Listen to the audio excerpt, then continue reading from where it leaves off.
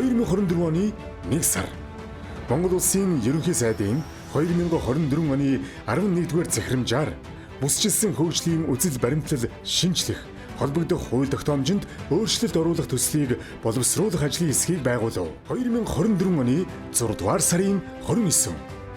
2024 оны Улсын хурлын ээлжид сонгуул анх удаа бүсчилсэн тойргоор зохион байгуулагдав. 2024 оны 8-р сарын 14 Монгол Улсын засгийн газрын 2024 оны 33 дугаар тогтоолоор бүсчилсэн хөгжлийн үндэсний хүрээлэнг байгуулав. 2024 оны 8-р сарын 24 Монгол Улсын засгийн газрын 2024 оны 21-р тогтоолоор бүсчилсэн хөгжлийн үндэсний бүрэлдэхүүнийг шинжилэн батлав. 2024 оны 8-р сарын 27 Монгол Улсын засгийн газрын 2024-өөс 2028 оны үйл ажиллагааны хөтөлбөрийн 1-р бүлэгт бүсчилсэн хөгжлийн бодлогыг хэрэгжүүлэхээр тусгав.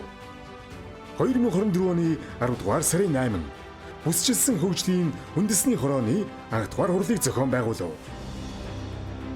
2025 оны 1-р сарын 14 Монгол Улсын засгийн газрын өргөтгсөн хуралдаан 2025 оны 1-р сарын 14-нд төрийн ордонд боллоо.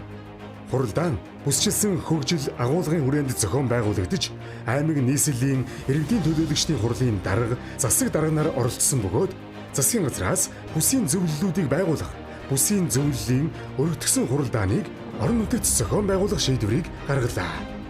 2025 оны 2-р сарын 3 бүсчилсэн хөгжлийн үндэсний хорооны энэ оны анхны хуралдаан 2025 оны 2-р сарын 3-ны өдөр болж бүсийн хамтын ажиллагааг дэмжих, идэвхжүүлэх, бүсчилсэн хөгжил хөдөлгөөнийг 2025 оны 2-р улиралд багтаан улсын хэмжээнд зохион байгуулах шийдвэр гаргалаа.